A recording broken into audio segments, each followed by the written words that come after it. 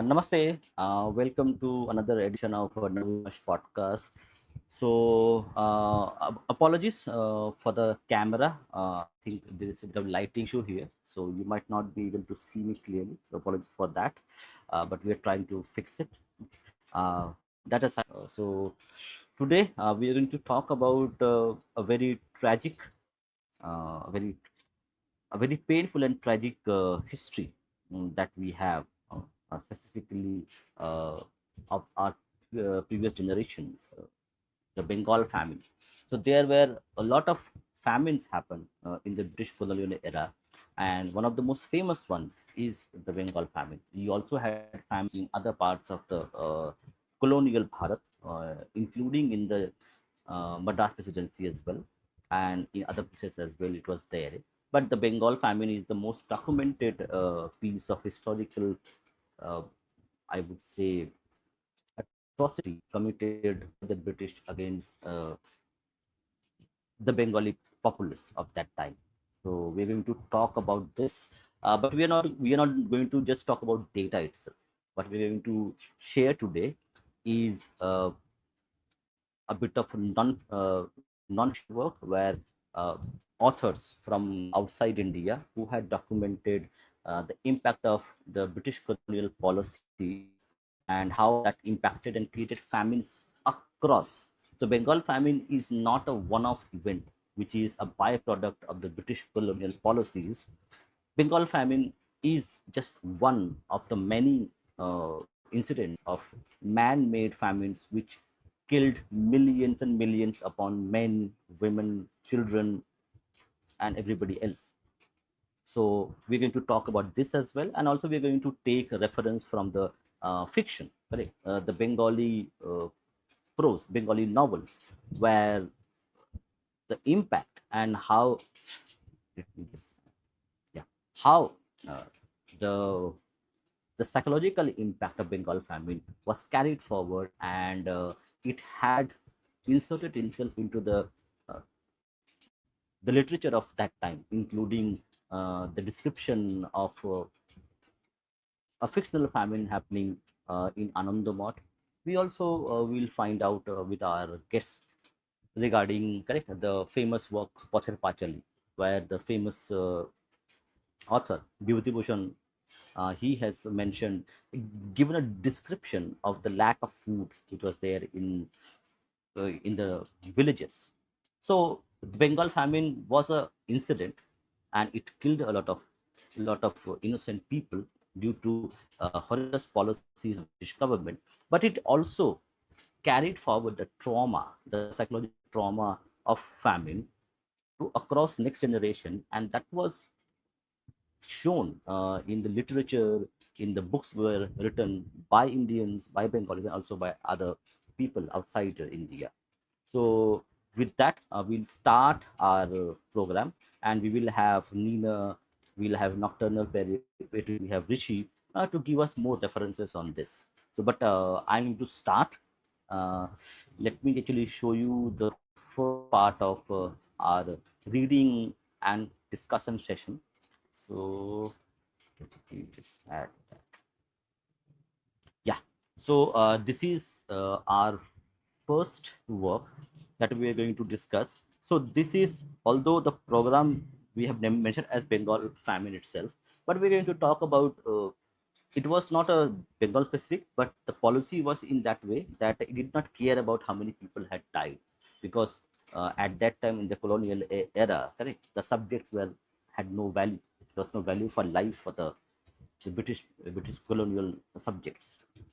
So this is a book, and you can see a book of substantial contemporary relevance as well as great historical interest.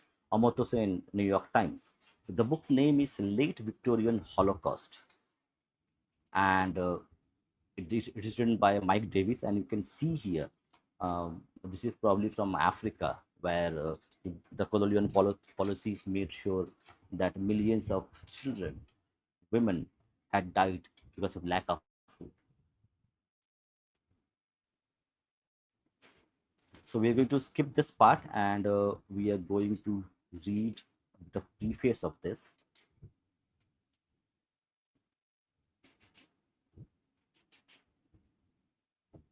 Hello, Rishi. Hello. Yeah. Uh, yeah, yeah, Rishi. So, like you had gone through the book previously. So, do you want me to read specific chapter that would be helpful for our discussion, or do you want me to? Because correct, it talks about Brazil, talks about China, and this is the India. So, which one would be the appropriate for this session? We'll also read some other parts later as well in our previous other programs. I think you can go forward with part four, the political ecology of famine, and from there onwards. Also a bit of Okay, India, yes. part four. Part four Yeah, means okay. You're this correct. Government of yeah, health. the political ecology of Okay. famine. Yeah. Hold on.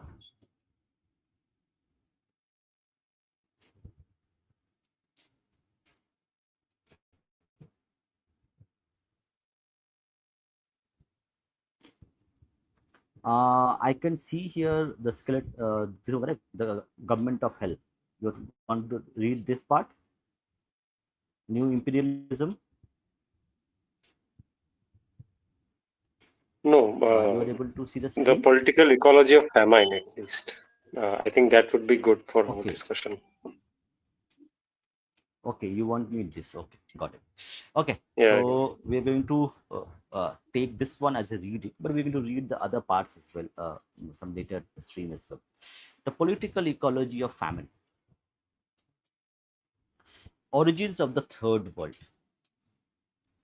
What historians then have so often dismissed as climatic accidents turn out to be not so accidental after all.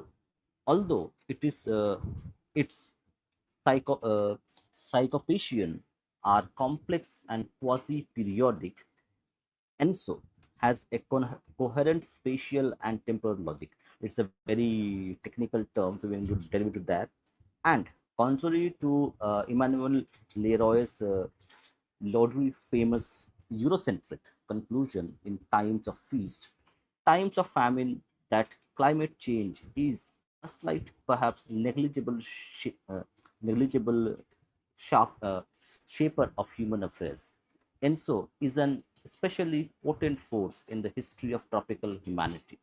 If, as Raymond Williams once observed, nature contains, though often unnoticed, an extraordinary amount of human history, we are now learning that the inverse equality equally true. There is an extraordinary amount of unnoticed environmental instability in modern history. The power of Enso events indeed seem so overwhelming in some instances that it is tempting to assert that great famines like those in the 1870s. Now, 1870s is where the British were actually colonized most of Africa and Asia, and 1890s, or more recently the Sahelian disaster in 1970s were caused by El Nino, or by El, El Nino acting upon traditional agrarian misery. This interpretation, of course, inadvertently echoes the official line of British in Victorian India, as recapitulated in every famine commission report and visceral allocations. Millions were killed by extreme weather, not imperialism. Was it true? Now, this is very important. Why we were talking about this? Millions had died, killed by extreme weather, or not by imperialism. Was it true? bad climate versus bad system. At this point, it would be immensely useful to have some strategy for sorting out what the Chinese pithily, pithily contrast as bad climate versus bad system. YQ, as we have seen, has attempted to parameterize the respective influence of drought and policy upon agricultural output during the Great Leap Forward famine of 1958 and 61. The derivation of his weather index, however, involved 15 years of arduous research and the resolution of a series of complicated methodological and technical problems, including a necessary comparative regression to the 1930s. Although his work is methodologically rich, his crucial indices depend upon comprehensive meteorological and econometric data that are simply not available for the 19th century. A direct statistical assault on the tangent, tangled causal web of the 1876 and 77 and 1896 to 1902 famines thus seem precluded. An alternative is a construct of natural experiment, as Gerard Diamond has advocated in a recent sermon to historians, such as experimental should compare systems different in the presence or absence or in the strong or weak effect of some putative causative factor. We ideally need, in other words, an analog for the late Victorian famines in which the natural parameters are constant but the social variables significantly differ.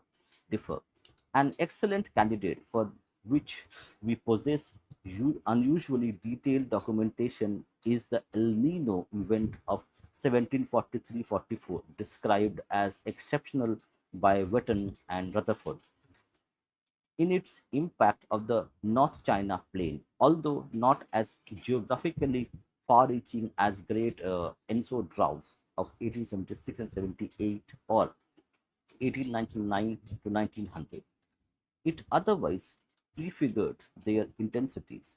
The spring monsoon failed 2 years in a row, devastating winter wheat in Hebei or Zili and northern Shandong.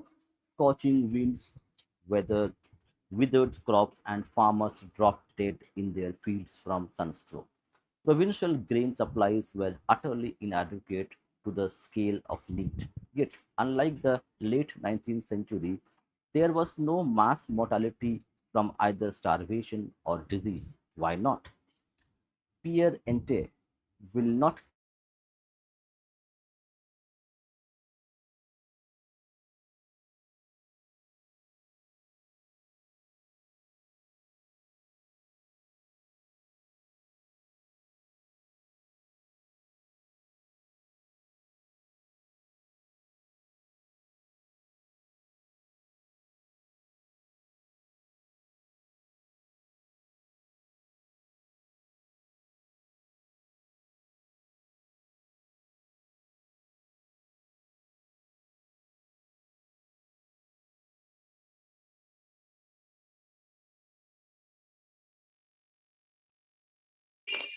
I think your audio is gone and your video Yeah, as there well. must be It's some issue. hung up. Uh, Sorry for the inconvenience. Just we would ask the audience to just have some patience. We'll manage this whole affair as fast as we can. Yes. But as we saw, Maynard, that there is this tendency, right, within academicians, especially in some vested departments, at least to construe all of these famines as, oh, it was a natural occurrence. It didn't happen due to human intention, but it was a natural disaster, in fact. Yes, and there is also the tendency to, you say, s- to put a certain cause, a certain kind of technical cause behind this, and there's a tendency to play around with the numbers, right? Say to downplay the numbers in such a manner to make it look less of a tragedy. And yet another interesting point that was brought up by the write up is that there was this tendency among the colonizers to shove the responsibility on the weather, to pretend that everything was caused by the weather, and the imperialism had little or nothing to do with the deaths. So, to blame the weather for it, True. bad weather. Even the example which is given, right, that In in Africa, they blamed El Nino 1740s, for it. In Africa, they blamed uh, El Nino for it instead of like taking responsibility for mismanagement.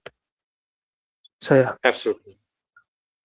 And we also see this, right, in the Chinese example which was given, that even farmers were as if dropping like leaves due to heat stroke. But even there, the writer puts out as to how the research proves that such a large scale of starvation and other such causes which happened in other countries which were colonized by the usual suspects, it didn't happen over there. In Why that? Bengal, Why that is the case? that one instance that comes clearly to mind is like there's this saying, "বুলবুলিতে ধান খেয়েছে খাস না দেবো কিসে?" Firstly, birds were blamed for eating rice. Like when clearly the True. colonizers were responsible for the mismanagement, other shoulders were sought for shifting the blame on, and suddenly excuses that were brought out were like birds being blamed for shortage of grains, and therefore people not being able to pay taxes. As if the birds never existed for the millennia uh, Precisely. besides us. Suddenly, in 19th century or at the last fag end of 18th century, they remembered as to how to just consume every damn thing out there in the fields. Exactly. Hilarious. So that is how possibly these incidents got written off. Indeed. Colonial masters and mismanagement never being blamed. The blame was shifted to bad weather and bad birds. Hmm. The horrendous taxation process which was implemented by them on top of it. We literally have those evidences, yet there will be so much of, what should I say, gymnastics just to escape all those loops. Yeah, Vimas Dada has come back. Yeah. I, Yeah, actually, my internet connection was not good, so I just got dropped off. But yeah, I think you got the message regarding the what we are reading the first part of this book, where actually we talk about, correct, the famines which were happening in Africa, in subcontinent, Indian subcontinent, and also part in East Asia, China, correct. So they were actually the impact, or the reason was the governance of the British, correct. They were making priority of themselves, their war efforts, and other priorities. For them, the colonial people, the subjects, were fodder. They can be sacrificed for the greater good of the British Raj. So that is the kind of things were, and they deliberately made sure that their culpability in this was never acknowledged, and they made sure that okay, it was always blamed on weather, as the primary culprit, not their bad governance policies, and which was whether or yeah. yes, the instance of birds, it reminds us of another instance. We know that in China, I think Mao Zedong, he planned this, killing of sparrows to save the grain. Something that communists of India also learned from him and tried to kill off sparrows to shift the blame on sparrows, and therefore, like suddenly, this impression they developed this impression that killing of sparrows and killing of birds would suddenly make them prosperous. It didn't work out. So clearly, they were trying to avoid addressing the main issue and shift the blame on some external agent, be it weather, be it birds, be it anybody.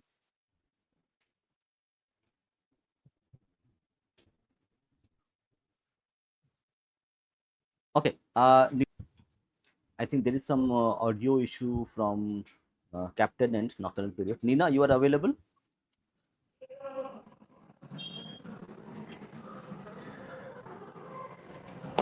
Yeah, Nina, if you can hear us. Yes, yes. Uh, what Yeah, did you want me to talk about? yeah. So correct. So you had few points that you wanted to discuss. So you can go ahead. Then we will take the point from on the Anandamat chapter. But let's see your points regarding why these famines were happening and who were the responsible for this. Yes. So, first of all, I just want to give a brief description of exactly what the famine looked like, because people may not know, or even they are not able to grasp exactly how severe the situation it was at that point in time. So I'll just share my screen in a Yeah, yeah. moment. Go ahead. Go ahead. Go ahead.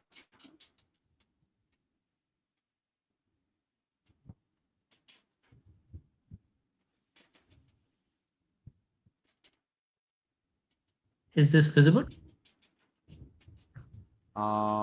Yeah, it is visible. Go ahead. Right. So this is actually from the one of the writings of Charles Grant, who we actually discussed in our missionary stream. He was, I think, a commissioner of some sort in Malda at the time, just before the famine. He was at quite a high up position as well, of authority. So this is Okay. his account of the Just famine. So I'll just read it out okay. briefly for everyone Uh, interested. Nina, Yes.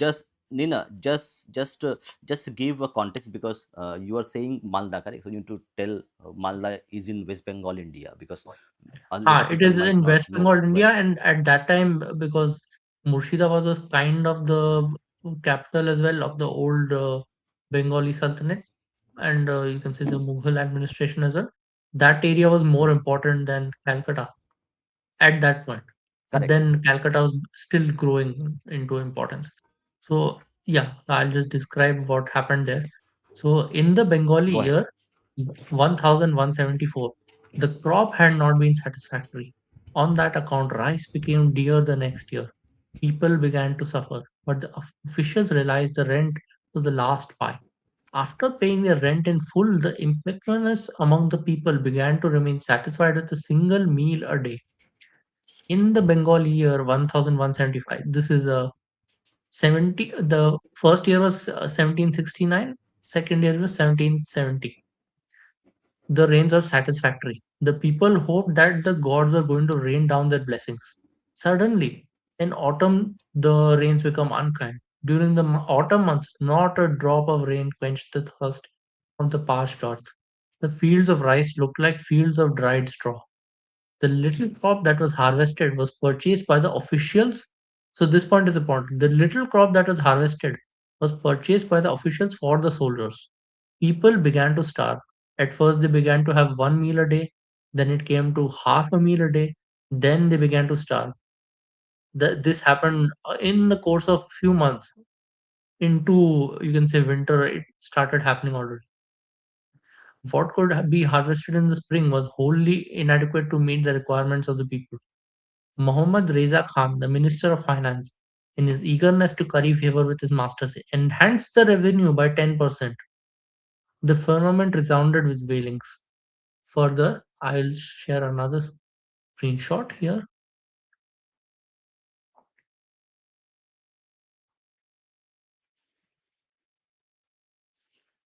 So, just a second.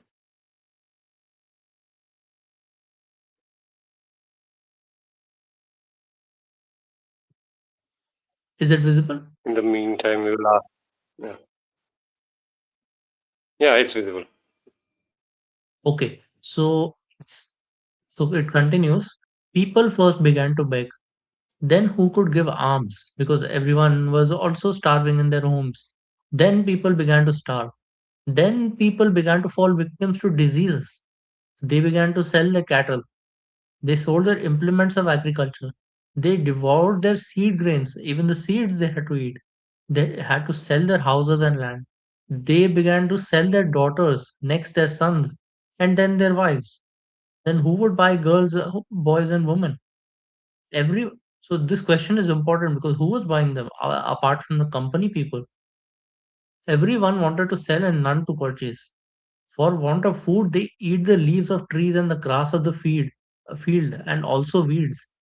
Members of the nomadic tribes and those who belong to the lower strata of society began to eat rats and cats, which helped spread the disease. Helped spread a lot of diseases at the time. Many helpless people left their villages. Those who left died of starvation in strange places, and those who did not die, died of disease and as the result of taking unwholesome food. Pestilence broke out. Fever, cholera, and smallpox began to roam rampant.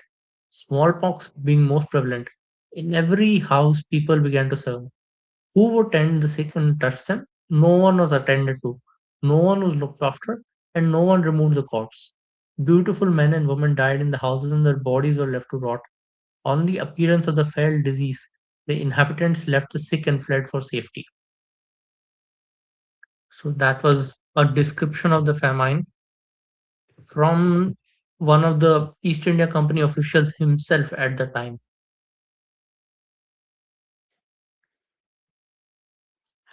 Do you have any thoughts on this? Diabolical. What could we say more Yes, yes. in such a So why distress? we are discuss?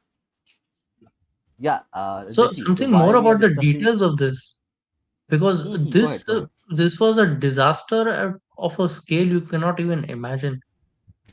It is said that a third of Bengal's population died out in a single famine in that one span of, you can say, 6 months, where because of late monsoon failing. And that's so unusual that one year, if you just don't get rain for a few months, how is it possible you completely go out? The answer was that the administrators had been taxing them so heavily in that course of even those 2 years that they were not able to they were in debt, and initially they thought that they will give up the extra grain to the company to pay off their taxes in a sense. So they were left with nothing when the actual famine came. That was the whole thing. And we Yeah, do see the attitude and the company people had towards the natives, so called. They were regarded as subhuman, and all the grain that the hoarding, I mean, all the grain that the company people hoarded were for their soldiers who were, according to them, better breeds of humans. So the natives were considered, they were considered like I mean, of the level of cattle and bullocks, are like they were considered subhuman, and the administrators didn't really care about whether they survived or what they had to do to make their ends meet. And that is why we come to this situation. It's dreadful. yeah, and one more important point, correct? When we are reading the initial chapters of the book, the Holocaust, correct? So where, correct, the Chinese people were actually correct when the British were not there managing things. Correct? You had the Chinese people themselves; they had their own systems, and they were able to feed the people of China for 8 months till the rains came. So there was no famine, although the monsoons had failed.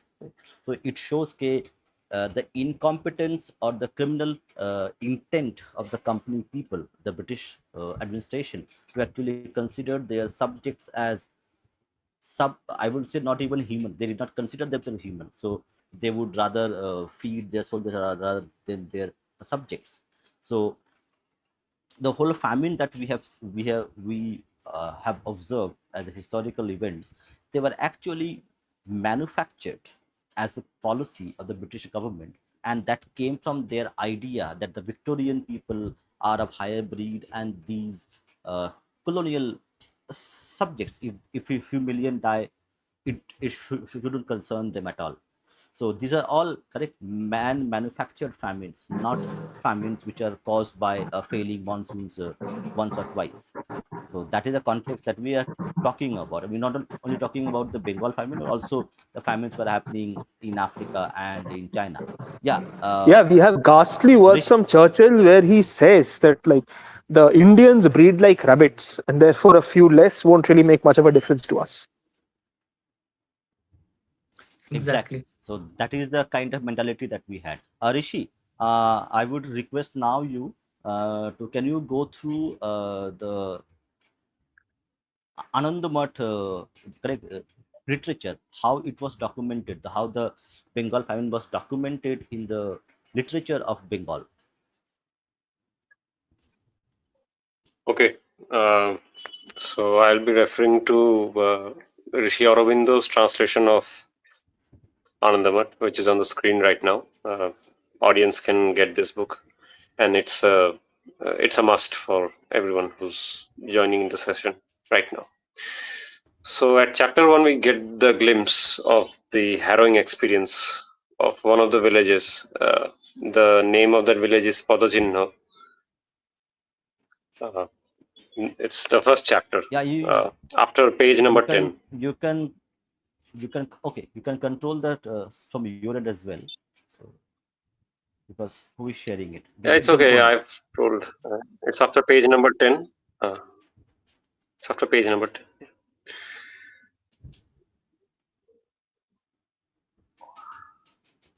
So, shall I read those? The Yeah, you can need to read it. Yeah, go ahead. Go ahead. Go ahead.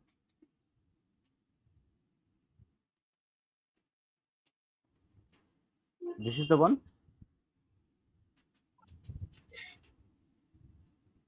page 11 देखिए.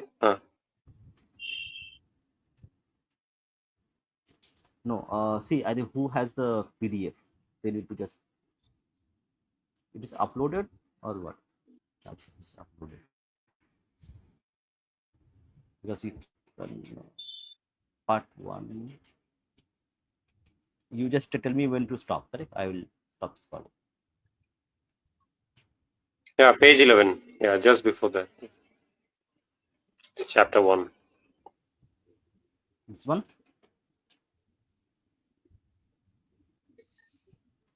Page Chapter one. 11, Correct? chapter It's 1. chapter two. It's written over there. Hold on. Yeah, chapter. Yeah. Go ahead. Go ahead. Yeah, this. It was a summer day of the Bengali year 1176. Note the year number which Nainer has also mentioned beforehand. The glare and heat of the sun lay very heavy on the village of Padachinho. The village was crowded with houses, yet there was not a man to be seen. Line upon line of shops in the bazaar, row upon row of booths in the mart, hundreds of earthen houses interspersed with stone mansions, high and low in every quarter.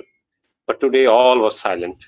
In the bazaar the shops were closed, and where the shopkeeper has fled, no man can tell. It is market day today, but in the mart there is no buying and selling.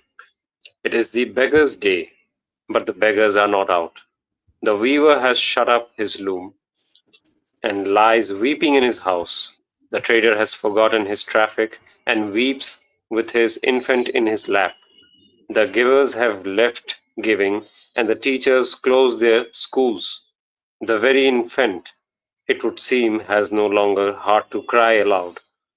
No wayfarers are to be seen in the highways, no bathers in the lake, no human forms at door and threshold, no birds in the trees, no cattle in the pastures.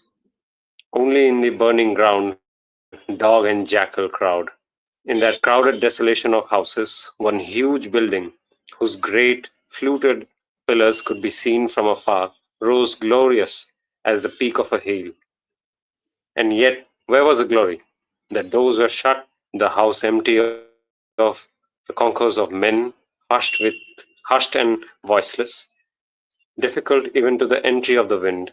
In a room within the dwelling where even noon was a darkness, in that darkness, like a pair of lilies flowering in the midnight, a wedded couple sat in thought. Straight in front of them stood famine. The harvest of the year 1174 had been poor. Consequently, in the year 1175, rice was a little dear. The people suffered, but the government exacted its revenues to the last fraction of a farthing. As a result of this careful reckoning, the poor began to eat only once a day. The rains in 1175 were copious, and people thought heaven had taken pity on the land. Joyously, once more the herdsman sang his ditty in the fields. The tiller's wife again began to tease her husband for a silver bracelet. Suddenly, in the month of Ashin, heaven turned away its face. In Ashin and Kartik, not a drop of rain fell. The grain in the fields withered and turned to straw as it stood. Wherever an ear or two flourished, the officials bought it for the troops. The people no longer had anything to. Next page, if you can go.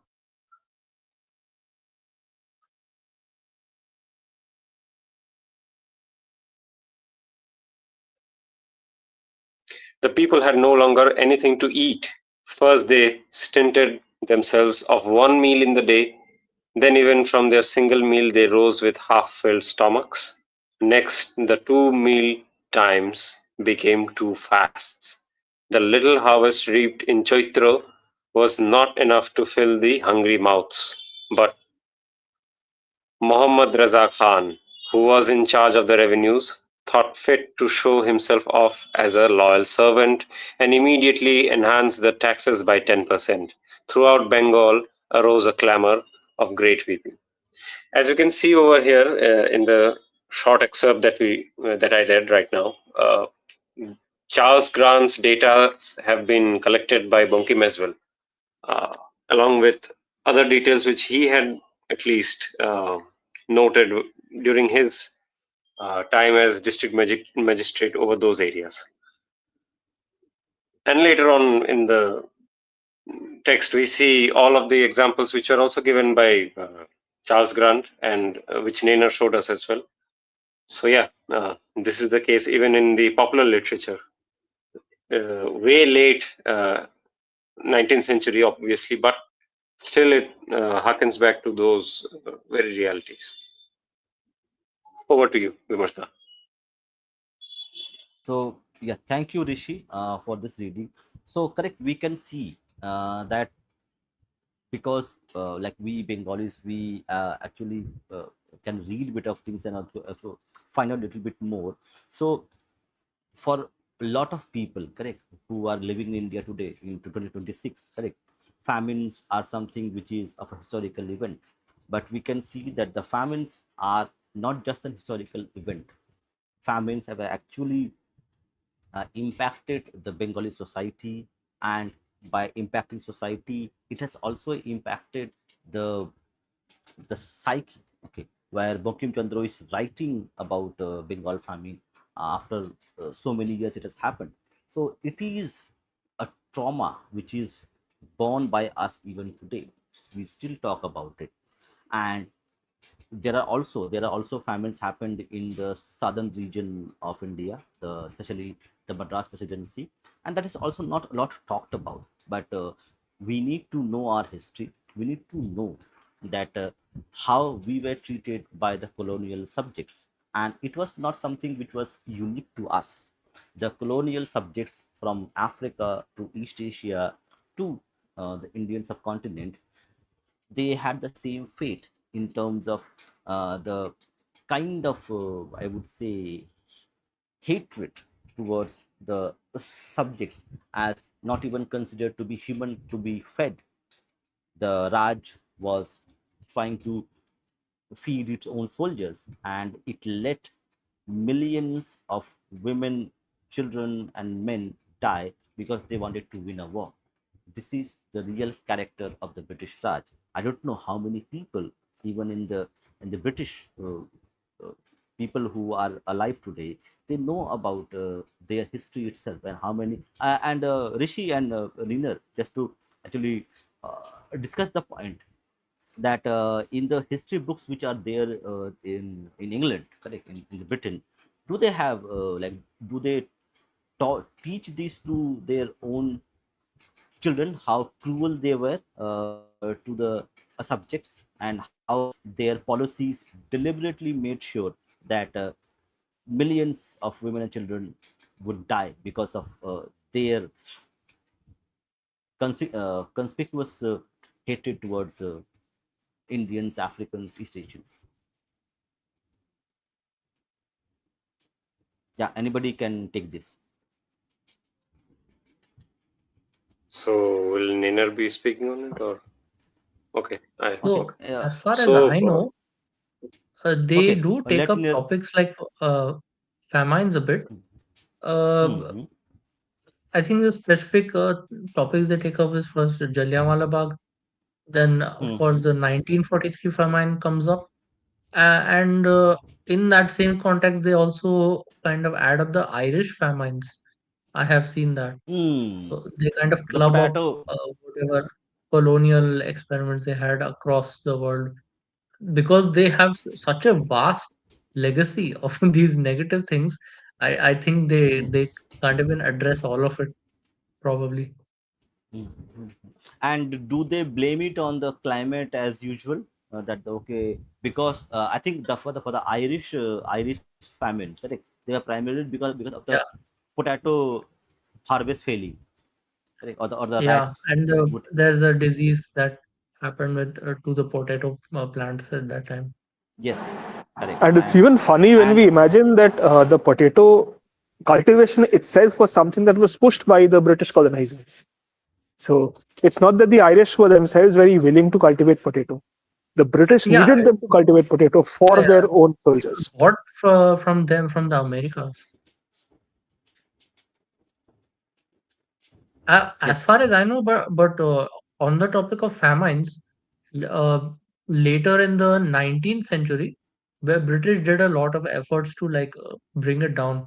This 1943 one was actually an exception, but but when it became an exception, they really screwed it up completely. Because as far as I know, Indeed, people like Florence Nightingale and all, they were all involved in trying to actually get the British government responsible for the famines in those times. Okay. On that indeed, point, we I would request actually Nocturnal to maybe talk about a little bit more about the literature uh, of that time, or after that, and we can. I know, correct, the description of a village and the mother and the child in Pather Panchali, the most celebrated work of Yeah. Satyajit Ray. So, if you can shed light on that a Yes. little bit. Yes, I'll do that. Also, as we see these famines, I mean, they left. I mean, the impact that was left by these who was huge, and it's another like at the parts of India that were most severely affected, as we mentioned, were eastern and southern India, and that is why you see like certain very characteristic changes in their attitude, like them being risk averse, them fearing war, because they know what the impact of a war can be. They know how people can starve due to kings making war. So this phrase that comes up, Raja Raja Juddha hai, Ulukhagra Pranjai. When two kings are warring, the common people suffer because the kings don't care about the impact, the impact on the subjects. So these phrases they come up frequently, and that's another reason why people from these areas precisely they seek secure ways of making a livelihood rather than taking risks because they have it in their like muscle memory. They've been reminded time and again by ancestors that it's best not to go for earning ventures that are heretic. Okay, now back to certain literary evidences that point out Mhm. the consequences that these famines had on our psyche. The most celebrated ones are the works of Vibhutibhushan Bandyopadhyay and Tarashankar Bandyopadhyay. They have written extensively on this, the matter of villages and famines, and how people changed and responded to such situations. So we have works like the 1943 work by Tarashankar Bandyopadhyay. The name was Manvantar or Manvantar, which describes a famine vividly. We have books like Oshoni Sanket by Bibhutibhushan Bandyopadhyay, and Pothar Panchali also. It talks about what can happen when there's a shortage of grain in general. So just because, like we see in Pothar Panchali, just because the main character Opu is being born to his mother, she realizes that I mean, in the absence of the man of the house, she doesn't have much resources left to feed this growing family. There's another additional mouth to feed when the child is born.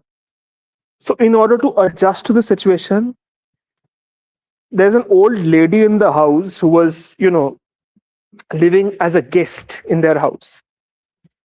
The main character's mother drives her away so that she can support her family and so that she can support this additional mouth to feed.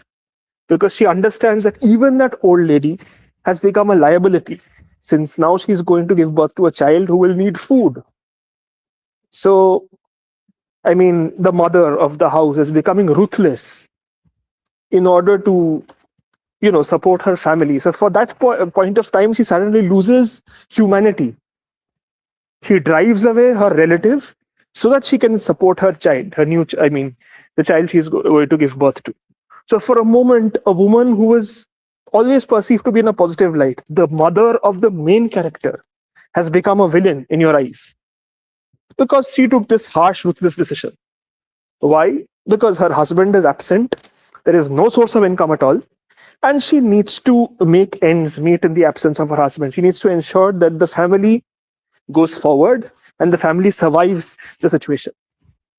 So, yes, this is what happens. So, I mean, their thinking is so very conditioned by the famine, and they don't want to run into, tremendous poverty and penury. So, they are forced to take ruthless decisions. Rather, at point of time, showing humanity towards an old 80-year-old woman becomes pointless for them. So that's what we see. I mean, this lady, Yeah, throughout her life, had otherwise been a very virtuous, good, and okay. I mean, she had been pretty honest, and she has always shown a strong, upright character. But at that point of time, we see what happens when she is faced with this uh, possibility of becoming a pauper, not having enough food to feed her family. And in such a situation, she wants to ensure that the pack survives. Like a wolf mother, she needs to ensure that her family survives. And therefore, any other person who is trying to, depend on you is seen as a liability. So she becomes ruthless at that point of time. This is something that the author has shown beautifully in his book. yeah. Rishi, you were saying something. Go ahead. Yeah, so I was trying to mention that for 1943, because it attacks the reputation of their um, apparently greatest prime minister, right, Sir Winston Churchill. So the British state has launched many academicians from their side to defend him a lot and to defend the British state. As a result, for this horrendous mismanagement, which they did deliberately, as we know from Hmm. works of, I think, Madhusri Mukherjee. Maybe someone can fact check me on this. She has written on this Yes, it is one of Madhusri the Mukherjee. most impeccable. Yes. Yeah, yeah. So Patriot has confirmed it. Yeah. So that book is impeccable in refuting every data points which are put out by British academicians with this regard. Um, from downplaying the blatant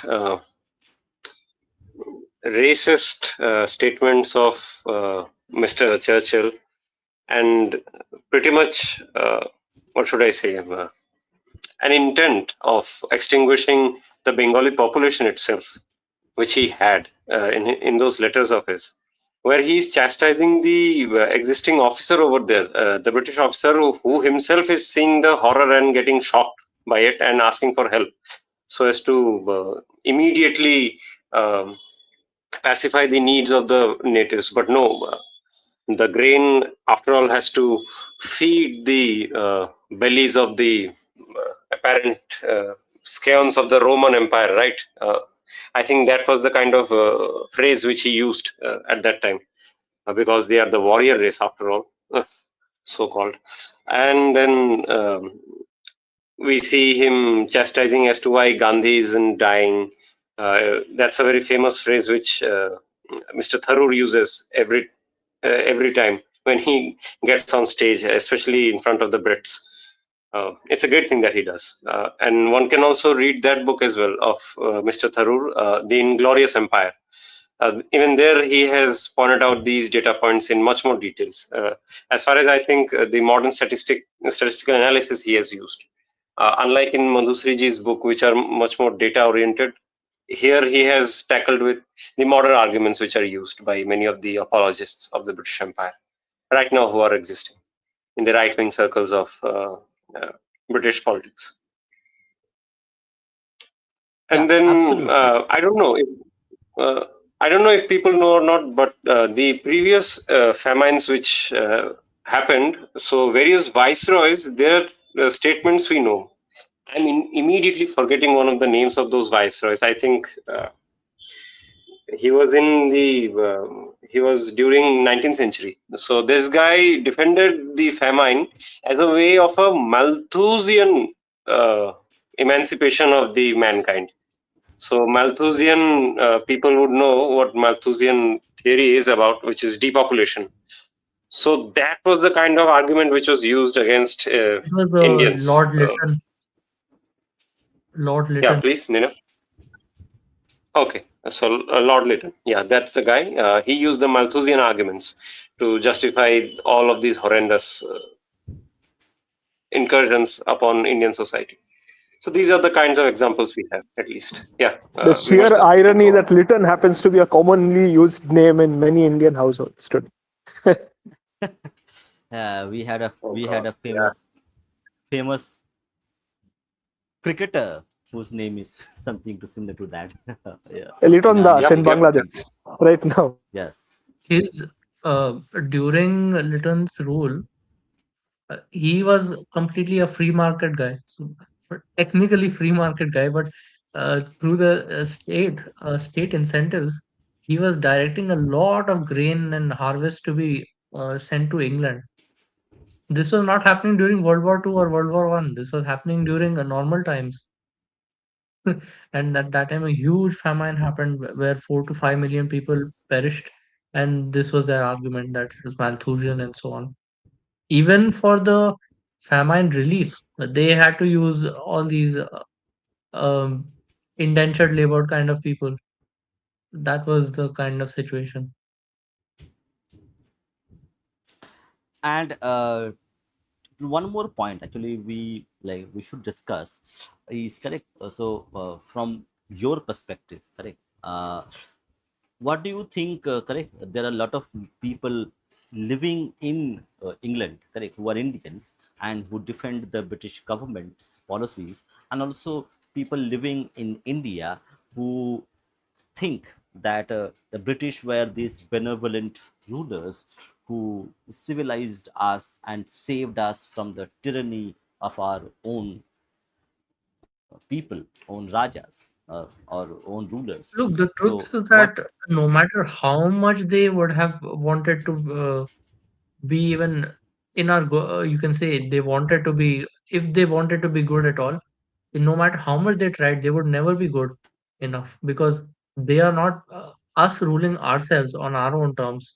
They're ruling us on their terms, and they will always rule for their benefit. In that sense, they were never going to be good rulers from the start.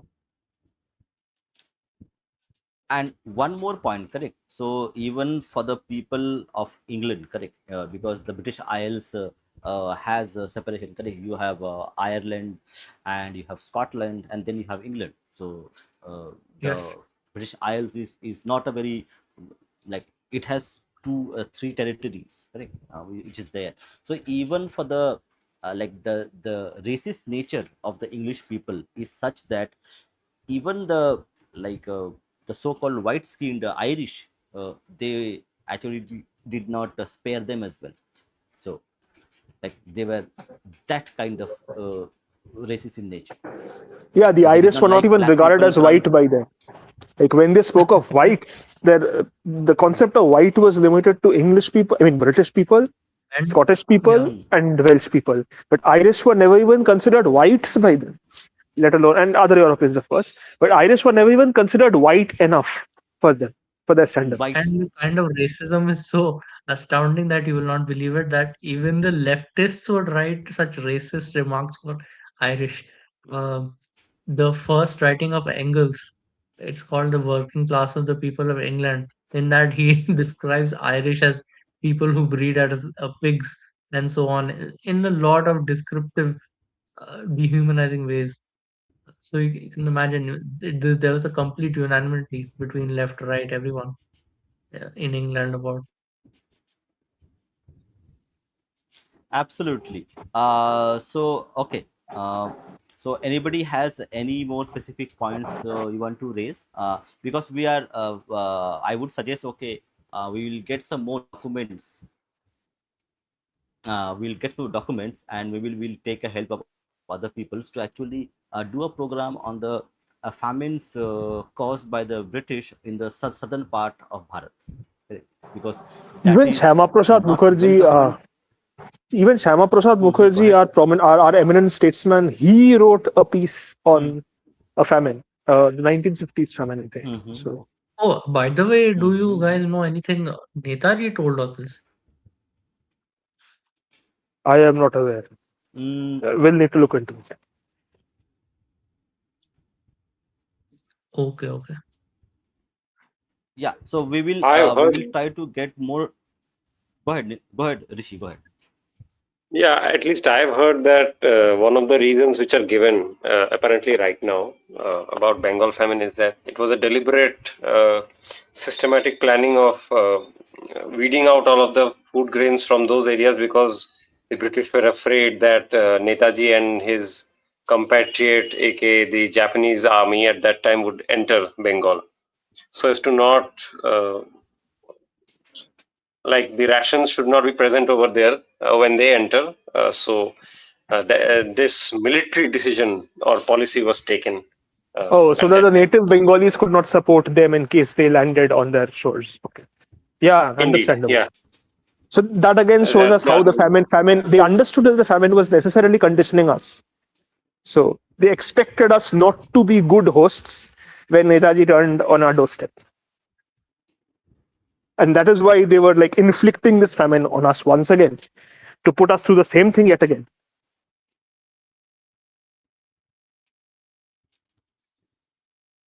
Yes. Okay. Anybody has any more points to discuss? We will actually continue. I am planning to make a short videos on these historical events. So hopefully, very soon, we will be. I will also do some collaboration with other channels as well to actually make these short intro videos, info videos on these events, that more people can actually accessible to this.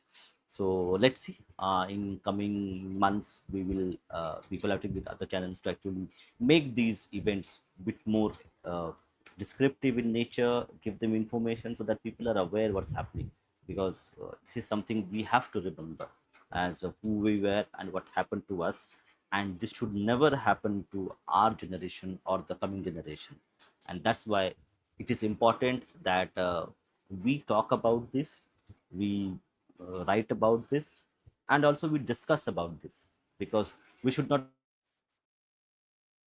forget, because we did, as why a lot of people in India still believe that the British rule was kind of a benevolent enterprise, which they came and saved us from a lot of bad things happening to us, and that is not the case. And that is something which we need to discuss, we need to popularize, we need to make sure that it reaches the next generation, that they do not make the same mistakes which was done by in 60s, 70s, a lot of people were thinking British as our saviors rather than as our exploiters.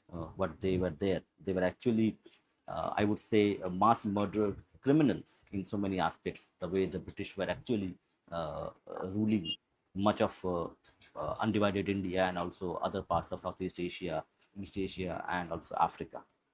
And it continued even after 1947 itself. Yeah, each of our Yes. colonizations was like an act of subjugation. It was meant to be oppressive. So there was no benevolence here, no point seeking benevolence in the actions of a colonizer. All our colonizers have been oppressive. All our colonizers have tried to siphon off wealth or use our wealth for their benefit. So let's be honest on that. Yeah. Thank you everybody for joining this stream. Oh, Next by stream the we way, will do. Yeah, go ahead, Rishi. yeah, just this last point which I got to know right now. Just came across Hmm, this. So apparently, hmm, hmm, Netaji in 1943 wanted to send rice uh, hmm, from Burma to Bengal at that hmm. time when the famine hit. So he apparently contacted the Right, right. He British. was with the Japanese. Yeah. So he contacted the governor of Bengal presidency at that time, and the message was taken to Winston Churchill himself, and he rejected it. That no such help from any international party shall be agreed to. Even Australians, I think some Australian politician wanted to send rice crops as well, and there were many others, but all of them were refused by Mr. Churchill. So Yeah, so the rejected motive by was Mr. to Churchill, make us suffer in a way, to make us suffer, to pretty make us much. starve for, having supported Netaji or having produced Netaji, a person who dared to stand against the Raj.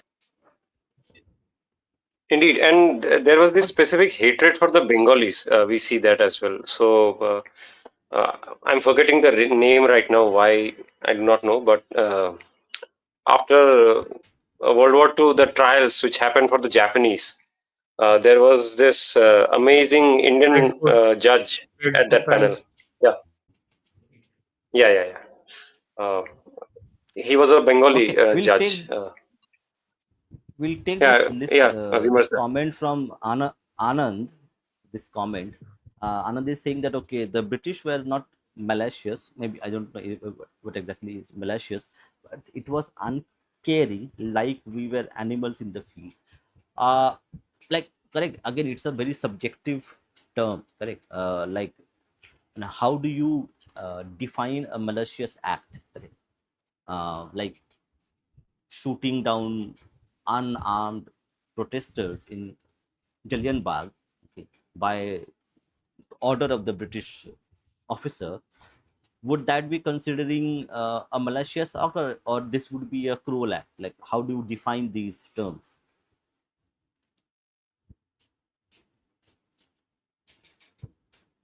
Okay, so another is saying like Portuguese were like a bit more professional, or they were more like they defined. Okay, they hated the Portuguese would hate specific their subjects in Africa and also in South America, but the British were a bit more like how they define it. The British would be little bit more Refined. sophisticated in their language that they would see like okay, we are doing this just because we have to do this. Okay. The British were fighting in the First World War, correct, when the war effort was going on, Hmm. correct. Not exactly for the dates, Yeah. but the British were fighting a war. So the British justification for killing millions of not only men, I am talking about women, children, babies had to die because the British wanted to win a war. If that is not And I malicious, told you, what is right, malicious? the same thing happened during the rule of Lord Lytton when there Hmm. was no war. So it's not a matter of the war being present or not as well. They were actively making choices that were morally wrong. Okay. So Anand is saying it's apathy. Yeah, Anand. So see, what I am giving you data is that British wanted to win a war, correct? And for that war, they were willing to sacrifice the subjects, correct? The colonial subjects, okay? And they would want to sacrifice the babies who were born, the mothers who died, the older women who died. Okay, forget about men, correct? Men are supposed to die anyway, but they were they knew that their policies would kill a lot of men, women, children, babies to win a war, and they did not sacrifice their own women, daughters, mothers, correct, babies. They would rather sacrifice the colonial subjects whom they did not think as humans. I would consider that a malicious act itself, intent. Ah, yeah, see, that is fine. They did not care about morality. That I am talking about just that killing babies, mothers, and women, okay, itself is a malicious act from my perspective. Correct.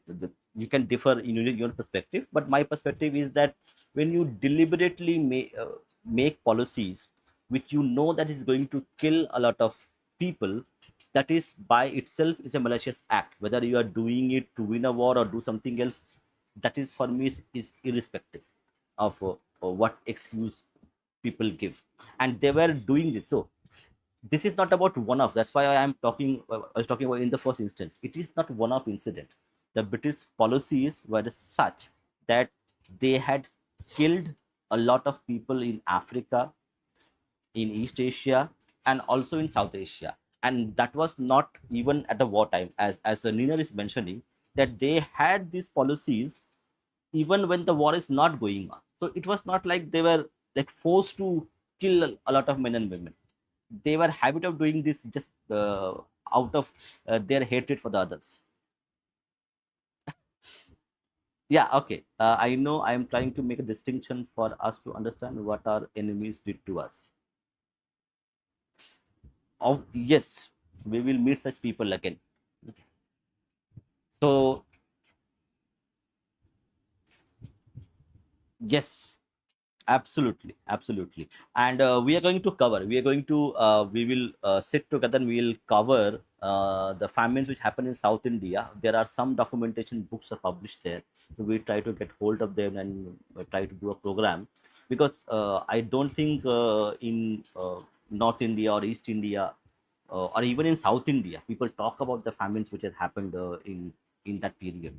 So we'll try to make a program on South Indian famines as well, and we'll continue these programs, and also we'll try to make few more videos on this so that more people can actually watch it. So last words.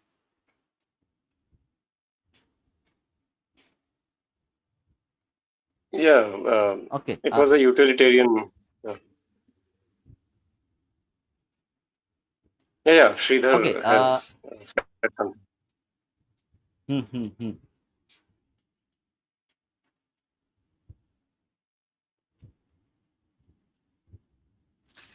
Yeah, see, they will always exist, correct, in any society. In any society, uh, there will be people who will be correct, amoral, correct. So they will not have any morals, correct.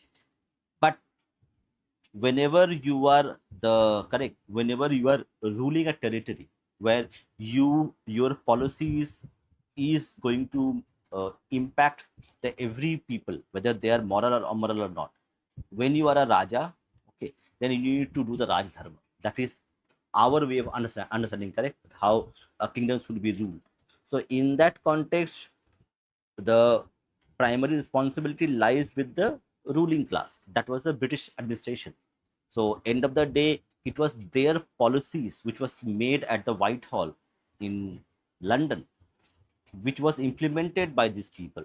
So end of the day, the responsibility lies with the colonial administration rather than the cronies that they have in India. Yeah, they are as criminal as they are, but they would not have done this until the policies were defined, framed, and implemented and ordered to be implemented by the Brown Sahibs. Yeah, Rishi.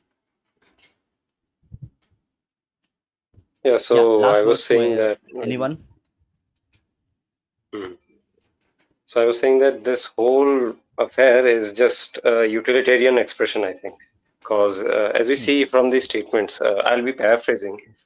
You can get that Hmm. Hmm. intent right from Winston Churchill that the Indians are ghastly people with ghastly religion.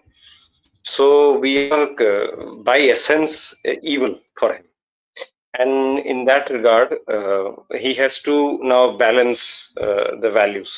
So he has a threat over there, Mr. Mustache Man and his forces, who are threatening his own benevolent and great people, who are at that time hiding under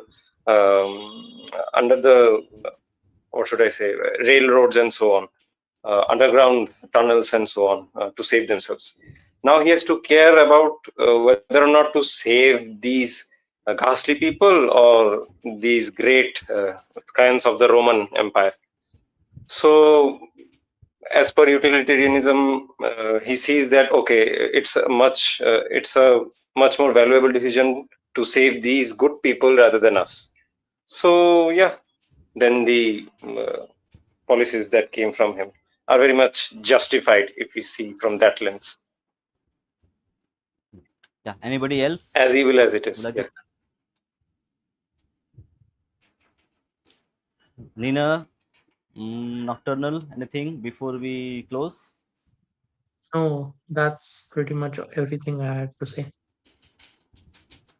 Thank you everyone. Thank you Rishi, thank you Nocturnal, thank you Anand for your comments. It was really something that we wanted to discuss, and we will in future also discuss these topics, and also make a few videos as well on this, to make sure that the current generation and the next generation knows about this, so that they do not make the same mistakes which is done by the our previous generation.